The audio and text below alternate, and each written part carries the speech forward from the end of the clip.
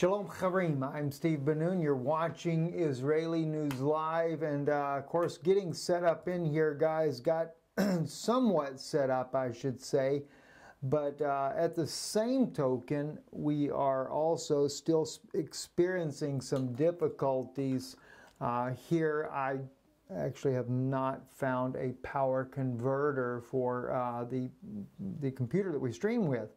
So I'm limited on time tonight. I'll try to get that resolved tomorrow. I thought I had everything here, but once I began to unpack, I saw that I did not bring the converter. I had everything European with me and did not have a converter here. Well, I had one, but it didn't work. So very limited on our power here. We're about 25%. It will not last long. Let's get right into things there, kind of bring up the speed there. And also want to share a little bit of a Shabbat Live message with you guys as well. But anyway, Israel bombs the Syrian positions here July 7th, 2018, near the occupied Golan Heights. I don't like hearing the word occupied, but after all, that's what is said there. The airstrike hit Syrian Arab army positions in the country's southwestern region of Quneitra near the border with the Israeli-controlled contested territory, but did not inflict any casualties. The strike was a retaliation against an errant shell that landed east of the fence between Israeli-controlled territory and the mainland Syria. According to the statement by the Israeli Defense Forces, the shell was launched during fighting between Syrian government forces and militia groups in the area. Syrian government forces have pushed the militants to the relatively small enclave adjacent to the Israeli-Jordanian territory. Now that's kind of interesting too, you know, because Israel retaliates, but the thing is we don't even know who actually fired the mortar over there. Al-Qaeda is very good at firing those mortars into Israel, only to get air support by the Israeli government. So all you got to do to justify it, you know, hey, send a mortar over into Israel. Israel will get mad enough and go bomb the Syrian army. Never mind who's really guilty. Israel should use a little bit of biblical understanding when it comes to the war that's going on in this region and act accordingly and not according to, well, you know, further the greater Israeli project that is a Vatican agenda. Very sad indeed to see this, and very sad to see that Israeli politicians are puppeteers for Rome itself. You're going to find out there's a lot of evangelical leaders as well that are puppeteers for Rome. Going to be getting into that in the days and weeks coming up, especially on Patreon. We'll be talking about that, just how involved evangelicals are in a new world order. Wait till we get actually on the road discussing these things. I think you'd be quite surprised. Anyway, though, the Syrian Arab army has been very successful in taking back the border with the Jordanian government there. That is the border crossing there on the highway going down the Damascus highway that goes into the Jordanian enclave there. They show some video footage here of this. We'll kind of take down that volume for you there, though. But large convoys of military troops coming down there to the border to secure the region. And as well, there have been an estimated 20,000 refugees returning back to their homes there in this area. So it's good to see that we have Syrians that have been displaced from 7 years of war finally getting to return home. And at the same time, those that they say that are refugees fleeing the area, well, these are families of the Al-Qaeda, Al-Nusra, and of course ISIS militants that are trying to get out of the way there. And you know, well, what do you expect? They've taken over these areas, and of course they've kept many prisoners, and those prisoners have really been very happy to see the Syrian army come and finally rescue them after all these years. So it's kind of a good day for them, and of course, still, you can't help but wonder what is ahead. I definitely see a new world order, and I don't think it's over yet. As you know, as far as what we're seeing here, I do believe that there's going to be another staged chemical attack, no doubt. Also, while they were at the border, they found some of this equipment here. Actually, this particular piece of equipment here, this armored personnel carrier, is a UN vehicle that was found there. And I saw in one tweet there, they were saying, how did UN vehicles end up in Al-Qaeda's hands? Well, you just have to go back. You know, the person that tweeted that probably does not remember at the start of this war here, when the UN members were supposedly taken, captured, and prisoners, and then were later, some of them had escaped and came into Israel, and then the UN forces ended up being in Israel. I did a report on this back at the beginning of the war, and I actually said then this was only to justify getting United Nations forces in Israel, and they did exactly that. They've been in Israel ever since. And of course, yep, they abandoned their equipment and left it in there. So yeah, Al-Qaeda's already had the equipment. Maybe that was the intentions to begin with. Maybe they wanted them to have some of this equipment. And of course, a lot of it is armored personnel carriers there that they were using, because that's what the UN actually uses. And so, as you can see, UN armored personnel carriers that were being used by these militants, Al-Qaeda militants there, courtesy of when the UN faked their little exit there and came into Israel. In fact, I was living in Israel at the time when this happened. So it wasn't 7 years ago. Gosh, how long ago was that anyway? I don't even recall. Let me just see quickly. I don't know if I've got time to do it. UN flees Syria to Israel. I don't know if we can pull that up fast enough, guys, or not.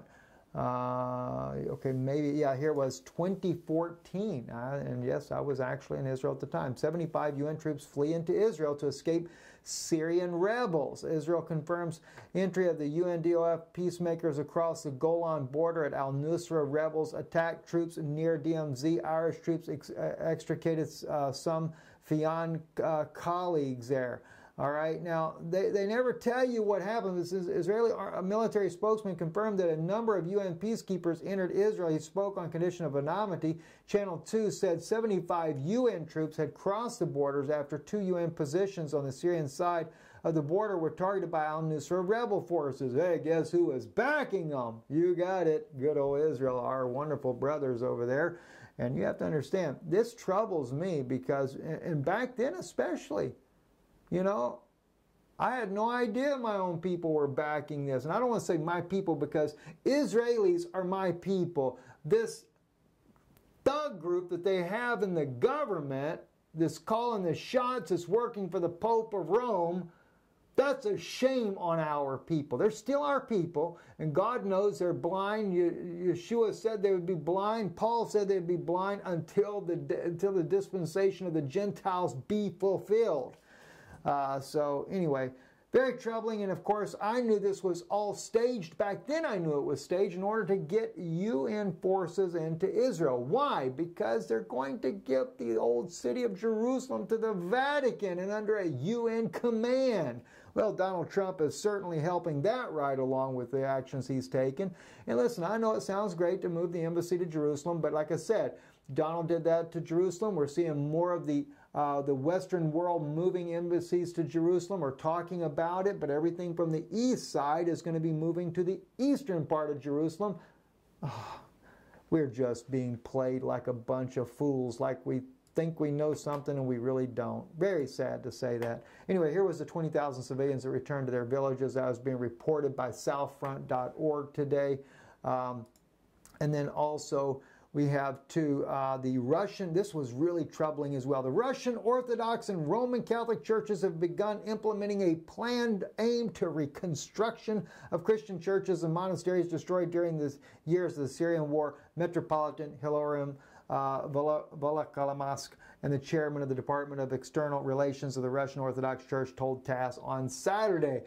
Guess what? Yeah, you got it right. New World Order, high in swing. The Vatican's going to make it look really good for the Russian Orthodox Church there so that they can bring them back together. I have wondered, are they going to try to say this is the two witnesses? Are they going to try to say that Kirill and the Pope of Rome are the two witnesses? You know, and speaking of two witnesses, I can't help but believe that when we look at this from a biblical standpoint, you have the Antichrist and the false prophet. Is that the anti-type of the two witnesses? Will this be what they actually project to the public Kind of like what we had when God said to Moses, Aaron will be your prophet and you will be as God to Aaron.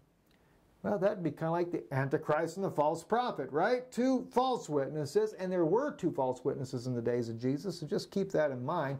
Very interesting how that plays out. Vanessa Beeley, investigative journalist, is many times in Syria, and maybe she's still there now, so I do pray God protect her. She is a wonderful, courageous woman who has uncovered a lot of information and a lot of the false flag attacks that the White Helmets do.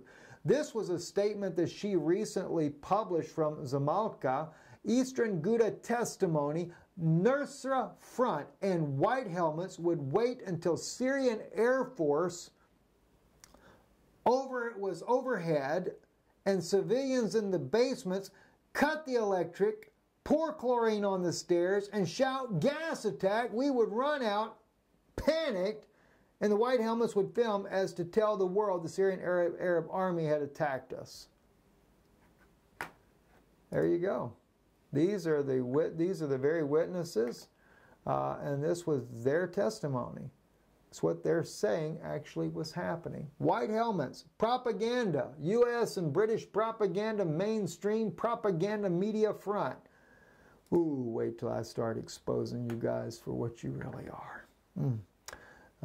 Some of these nice little bomb canisters they have there. Doesn't say what that actually all is, just showing some of the things that they had, I guess, in the basement. Not really sure. Anyway, oh, that's you guys over here. Blessings all to you guys.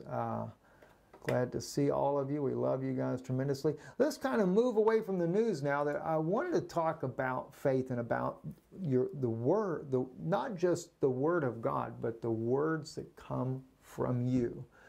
So I'm kind of combining a little bit of a Shabbat Live message at the same time, seeing as we're limited and I see that battery going down rapidly.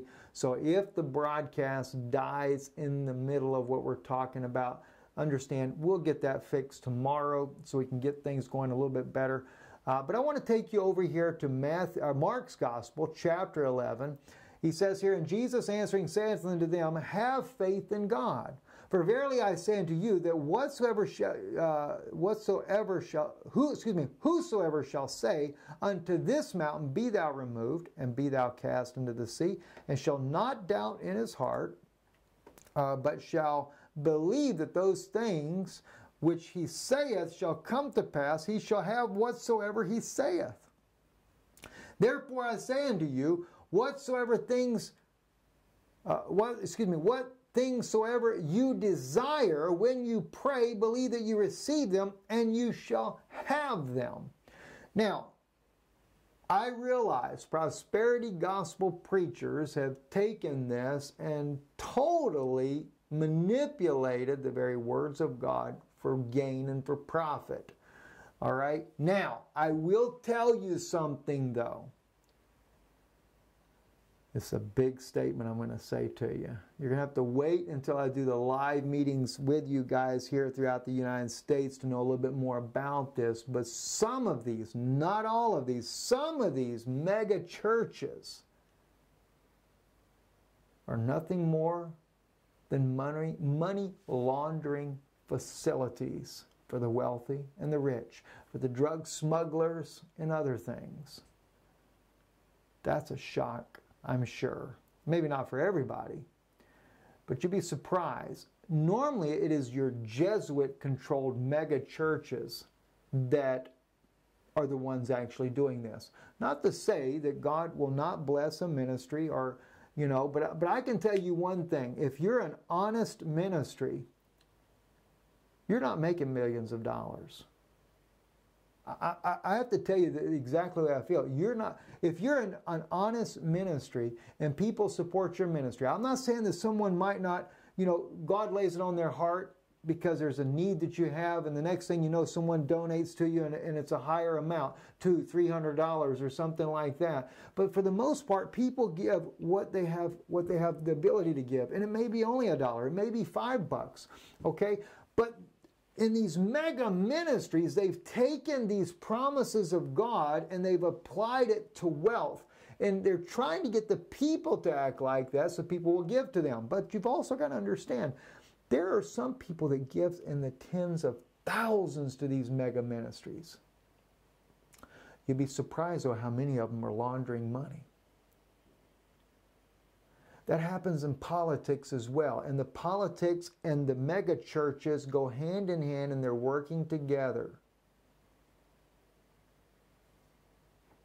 When I tell you some things, when I begin to blow the whistle of things that are really, that I know personally that have gone on in this country, it's going to shock so many people, it's not even funny.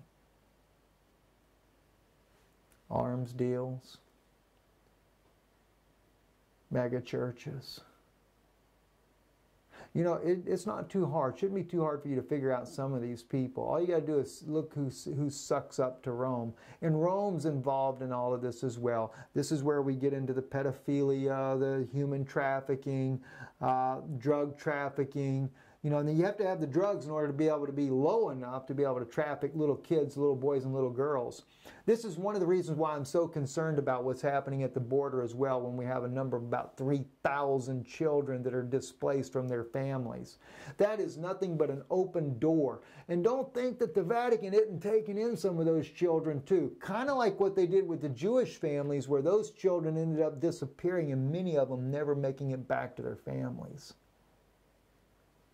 You don't think there's not some very wicked things going on in this world? There sure is. I don't want to get off on this as of yet. Murders, everything else. Assassinations. You know, how many people work for the government and think that what you're doing is truly, you feel like you're doing this for democracy and for freedom, and find out later in your life it had nothing to do with that. It's just killing people. Anyway, let's get back into the Word, though. I kind of got off on that because it troubles me. I'm watching. I'm watching this. I mean, people do fundraisers to go, you know, they have a mission, or they have some charity or some school or whatever, that they got their 501c organization and they're trying to raise their multi-millions of dollars for this, or you know, they want you to give in the thousands, etc. You know, maybe they got a place over in Afghanistan and the different places like that, and they're trying to raise money for that particular project they're doing there. You know what, let me tell you something. Pray about it. Let God lead you. Why don't you find the actual project, the people that are actually taking care of the orphans instead, and help them directly? Because there's a lot of these orphanages that are nothing but trafficking places to begin with as well. Or, in the case of the ministry, maybe they just need to buy some new Cadillac or something. I have no idea. There's a lot of crooked and evilness that is going on in this world. Let's get, though, about this. There's a serious side of this, so I really want to share with you guys. And I'm bringing this out because, and listen, I know I get hundreds and hundreds of emails, and there's people that have very sincere issues and very sincere concerns. When I see those sometimes, when I see a certain type of email that it comes continuously, that people are having trouble with something in their lives, then I feel it's really important to address that issue. And so what I'm going to share with you, if you happen to have emailed me about some of the things I'm going to talk about, understand I'm not speaking to you, brother, sister, directly. You have to understand I'm speaking about this because you're just one of several other people, maybe half a dozen people that have emailed me the very same issues that they're going through. And I see continually people that struggle with spiritual battles, things that they're going through in their mind, and they just don't know how to overcome these issues. And what I realize in most cases, these things are caused, in some cases, by our own big mouth. All right? Because you got to look at what he says here. If you say, all right, for verily I say unto you that whosoever shall say unto this mountain, be thou removed, and be thou cast into the sea, and shall not doubt in his heart, but shall believe that those things which he saith shall come to pass, he shall have whatsoever he saith. But see, that works both sides. Don't think the devil doesn't know about this. He knows about it as well. And if the devil can get you to believe in your mind that something's going on, something's not right, and I find it more in spiritual battles, because you have to understand, for example, many people go through all kinds of thoughts. Every day we go through thoughts. But what you do with those thoughts is what matters. And for example, whether it be depression, whether it be suicidal thoughts, whether it be lust thoughts, whether it be, I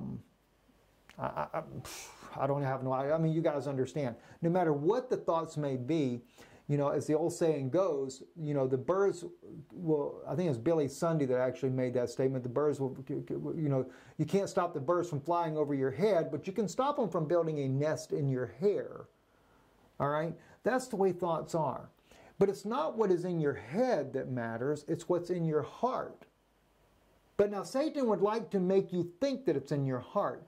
This is why God says, as a man thinketh in his heart, so is he. Not as you think in your head, but as you think in your heart. That's what matters. That's why I say Satan wants you to think sometimes, oh, that's really in your heart.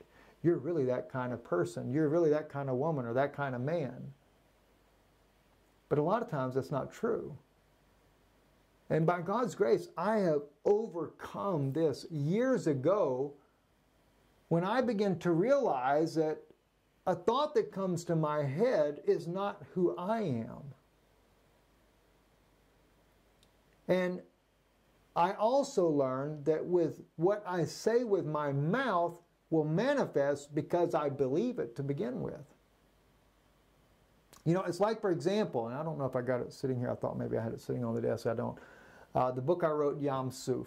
That's a good example. By the way, there is a brother that when we sent that book out, brother, it did return. I can't think of your name, but when I went to Europe and I couldn't figure out a way to get it over to you, but I wrote your address down. It came back to me. I sent it out, but I will send that back out again. And if anybody has had trouble, didn't get the book that you had already paid for, you'd sent in a donation, whatever the case was, email me. It's stephenbenoon@gmail.com.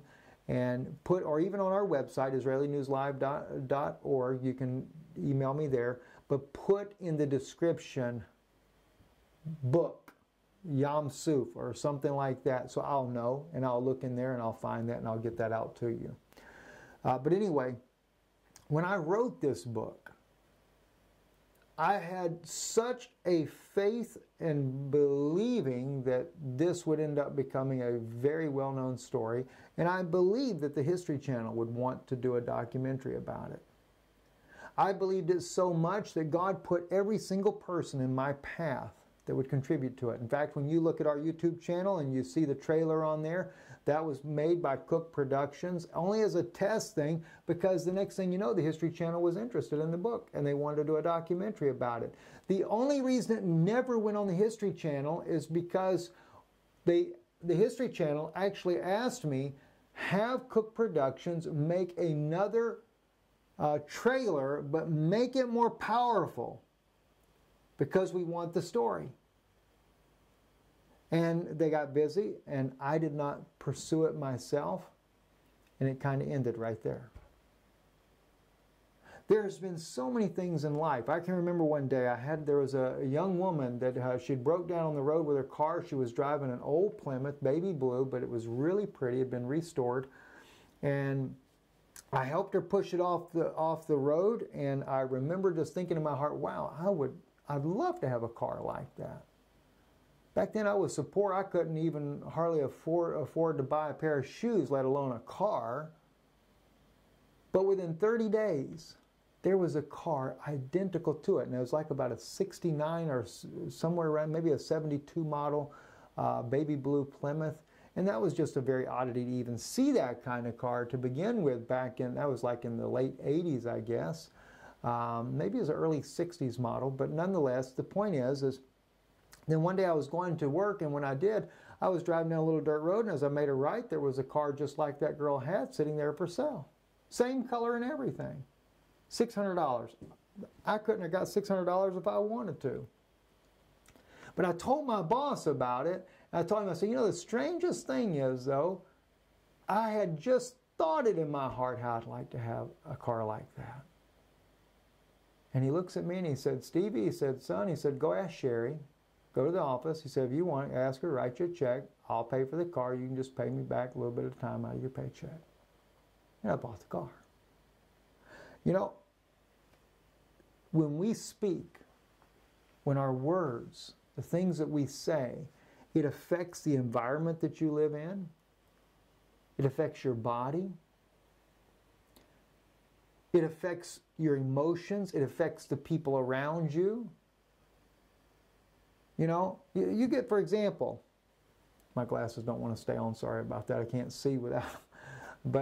But you get, for example, you're sitting, maybe you're sitting at work, and somebody comes up and they're really angry and they start shouting and screaming and yelling, and they're all mad and everything. It upsets the people around them, or makes somebody else angry. Somebody comes up and starts telling jokes. Well, the next thing you know, everybody wants to tell a joke. You see? But what we say is creative. It's not just how it can affect you emotionally, but it's creative. I have watched before a fish tank that if you put the tank around a person that's real angry all the time and fusses and stuff, the water will go fungus color within a couple of days. But put it in the same environment where there's love and kindness spoken of, it'll take 2 or 3 weeks for the same thing to happen. And I've seen on I forget that one, was it Chinese or Japanese doctor that did the study about the word love and the word hate, and how that the water, when he examines it, I guess it's some kind of microscope that you can see the crystals, how the crystal formation in the water forms there at a molecular level there, and how that the words love just make the most beautiful patterns, but the word hate or anything negative creates the most horrid looking forms in the water. And it's interesting, because people that have negative thinking, negative words, end up being some of the sickest people. It's where you'll find cancers, things like that. But the thing is we don't have to be like that. We need to really pay attention to what we say, because what we say makes who we are. So if you're going through a difficult time in life, or if you're battling thoughts, you say, and I've seen it too, where people will rebuke the thought, oh, Satan, get behind me, get behind me, get behind me, get behind me, get behind me, get behind me. Jesus never said go around sitting there and say, Satan, get behind me, get behind me, get behind me, get behind me. He said, resist the devil and he'll flee. Do you know what resist really means? Ignoring. That's all you got to do. If you're battling thoughts, can't get rid of those thoughts that are going on in your mind and everything, reject it. That's not you. Speak positive instead. Speak, as God said to Moses when he come down to the Red Sea, there on the Gulf of Aqaba at Nueva Beach, and that's what's fascinating to me. Could you imagine? Here God takes this man. He's got the children of Israel with him. A mixed multitude is with him there. They've come down. They went down this long wadi, as Ron Wyatt talks about there. And when they got down to Nueva Beach, and God tells him to take this route, now the Egyptians come down. There's no way out. And if you've ever looked at that place on Nueva Beach, it is. The mountains on both ends, if you go north or south, juts way right down into the ocean. It'd be impossible for them to get past that off of Nueva Beach. You got to go back out that Wadi Watir there. In fact, that's why they built the highway in there, because there's no other way to do it. Right? So the thing is here, this happens, and the Egyptians come down with their army, and Moses runs back to God. He goes over there, kneels down beside the mountain somewhere, begins to pray. God, oh God, what do I do? He starts crying out to God, what do I do? He said, didn't I command you to take them? He said, speak to the water and go forward. Now, when Moses went down there and spoke to the water, do you realize he was there all night long? But finally the water parted. Maybe he went down there to start with and he spoke and he said, holds his staff up, water part. It's not like the Moses movie. He goes down there and hits the water with the staff and boom, the water just parted. No, didn't happen that way. We read in the Bible, it's not the way it happened. But he did go down there with his staff. And he had to speak to that water that it would obey him. And then he had to make his stand. As the Bible says, you know, when you've done all to do, then stand therefore. I believe that comes even maybe from Moses right there. Moses did everything he could do. Then he went and he spoke and he stood there and he wouldn't back down. That's what you got to do. No matter what your trouble is in life. Let's say maybe it's a worldly thing that you have need of. When I say worldly, you have need of a job. Maybe you don't have a job. Speak that God is going to give. Don't ever speak it and put it in the past tense. When you speak and you believe something, you need to speak as a present tense. You speak, as Jesus said here, as though it. See, therefore I say unto you, whatsoever things you desire when you pray, believe that you receive them, and you shall receive them. And of course the word them is italicized. Believe that you receive, and you shall have. All right? Past tense. Whether it be your health. And don't get the thought in your mind, oh, well, God meant for me to be this way because I did this and I did that. Then what did he die for? Why did he suffer? Didn't he take that upon himself? So why do you take it upon yourself? You see, you don't have to take it upon yourself. He paid the price for us. He was beaten, he was wounded, you know, for our transgressions, and by his stripes we were healed. And that's not just healing of the flesh, that can be healing of the mind. Maybe healing of a broken heart. Maybe a healing because, you know, a child was aborted 20 years ago in your life and you can't seem to forgive yourself for it. Well, why not? He forgave you. I think one of the biggest things, maybe even on the case of abortion, you know what I think one of the biggest issues is? Asking the child to forgive you.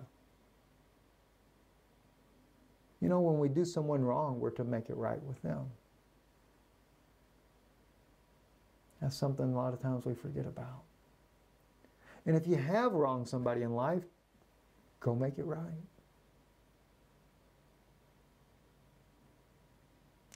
You know, but going back to the Word of God, He created this world with His words.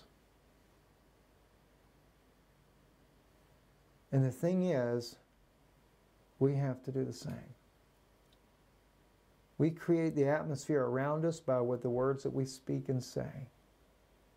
If you have, like I said, if you have need of a job, you say, Father, I have need of a job, and I thank you. I'm receiving that job right now. I receive it. That's all there is to it. You know, to me, I think it's foolish for people to go out that want to ask like wealth and huge things and stuff like that. But if He sees that you have need of it, He'll give that to you. If there's some reason why you need it, maybe you're trying to start a business or something like that, then God will provide for you. Then believe for it then. You see, God knows what we have need of in our lives, and that's what He'll provide for. Healing of the body, we have need of it. Speak it. Testify.